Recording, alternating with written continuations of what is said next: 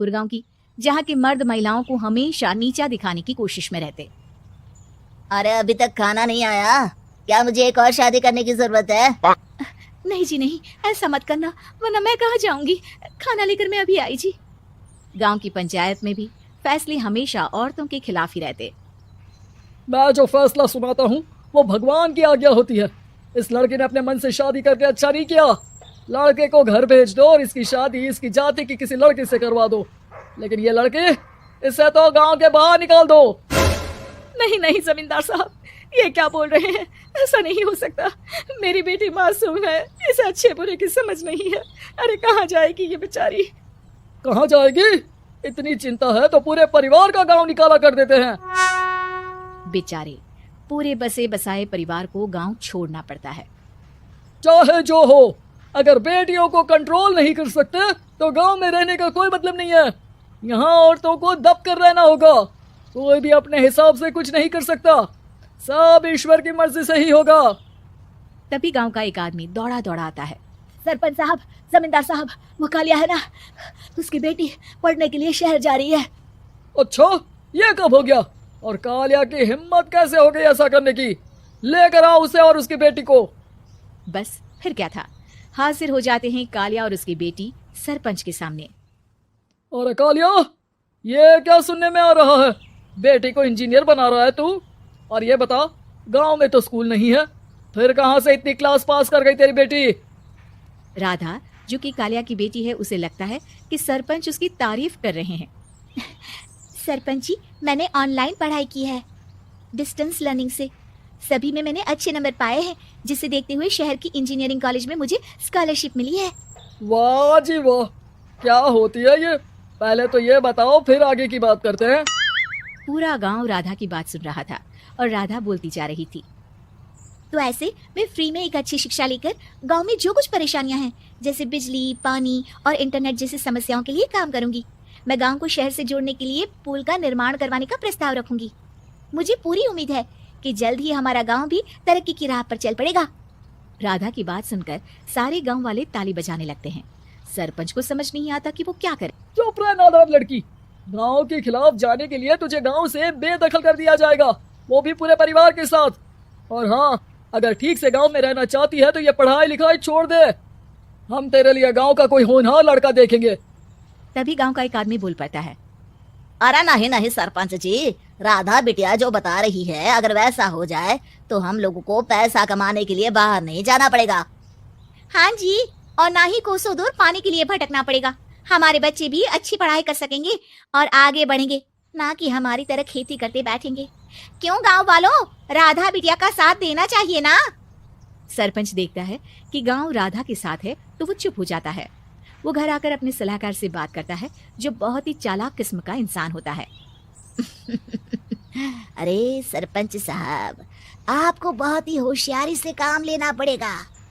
एक बार गांव तरक्की कर गया, यहाँ के बालक पढ़ लिए तो कोई ना पूछेगा आपको। और फिर ये जो बेटा और बेटी है ना आपके, इनको भी आम लोगों की तरह ही जीवन जीना होगा।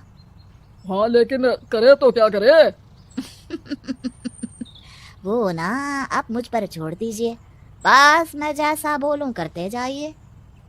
अगले रोज सुबह जब गांव वाले सोकर उठते हैं तो राधा के घर के बाहर और साथ ही वो लोग जिन्होंने राधा का सपोर्ट किया था, उनके घर के आगे लाल रंग से कल आऊंगी लिखा होता है। कल आऊंगी, यह क्या होता है? अरे यह तो खून से लिखा है, लगता है कोई भूत प्रेत या चुड़ैल का साया है। चलो सरपंच जी के पास चलते हैं। सभी सरपंच के पास जाकर उसे सारी बात बताते हैं। अरे ये तो बड़ी मुश्किल की बात है। चलो, मैं एक बाबा को जानता हूँ, उन्हें बुला लेता हूँ। सरपंच बाबा को लेकर गांव के घर के बाहर जाता है। ओहो, तो ये वो चुड़ैल है जो उन लोगों को निशाना बनाते हैं जो गांव को बदलने का सपना देखते हैं। वो गांव को ऐसे ही संपन्न देखना चाहती है, वो नहीं चाहती कि कोई बाहरी यहाँ का कायाकल्प करे। क्या तुम लोगों में से किसी ने गांव को बदलने की सोच रखी है? तभी राधा की माँ रोते रोते आती है। मेरी राधा घर से गायब हो गई है, अरे कोई तो बचाओ, मेरी बच्ची कहाँ गई? ले गई वो चुड़ैल, तेरी बच्ची को ले गई। अब वो उसे श्रापित करके छोड़ेगी, उस पर चुड़ैल का साया हो जाएगा। तभी बुरी सी हालत में राधा भी वहां आ जाती है। उसके बाल चुड़ैल की तरफ फैले होते हैं और कपड़ों में खून लगा होता है। सभी राधा को देखकर डर जाते हैं। माँ, पता नहीं मुझे कौन उठा कर ले गया था। अरे दूर दूर हो जा चुड़ैल, अब हम लोग इस गांव में नहीं रुकेंगे। अरे कैसी बातें कर रहे हैं आप?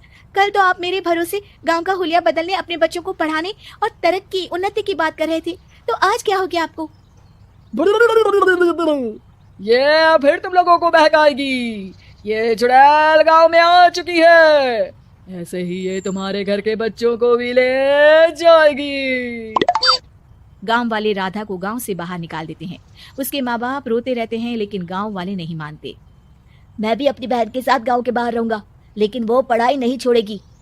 वहीं सरपंच के घर पर सलाहकार कहता है, देखा, सांप भी मर गया और लाठी भी नहीं टूटी। लेकिन अगले ही दिन सरपंच के घर के बाहर भी वही शब्द लिखे होते हैं। और फिर सरपंच की बीवी कहती है, हमारी बेटी को किसी ने अगवा कर लिया है। तभी राधा का भाई वहां आ जाता है। अरे गांव वालों, मैंने सरपंच जी की बेटी को देखा था, वो चुड़ैल उसे उठाकर ले जा रही थी। अरे क्या मजाक कर रहे हो? नहीं नहीं सरपंच जी, आप नहीं जानते, वो चुड़ैल अब आपकी बेटी में आ जाएगी, जैसे राधा के अंदर आ गई थी। तभी सरपंच की बेटी वैसी ही हालत में वहां आती है जैसे राधा आई थी। पापा, पता नहीं कैसे मैं गायब हो गई थी।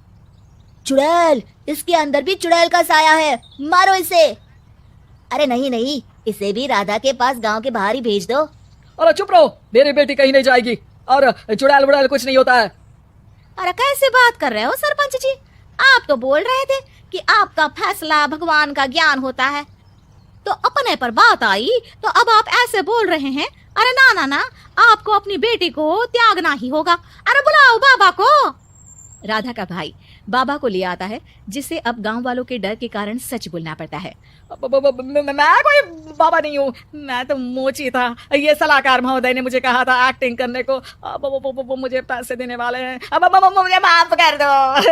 गलती हो गई, मुझे माफ कर दो। तभी वहां राधा आ जाती है। देखा सरपंच जी, जब गांव के बच्चे साक्षर होंगे तो आप जैसे लोगों की चालाकी नहीं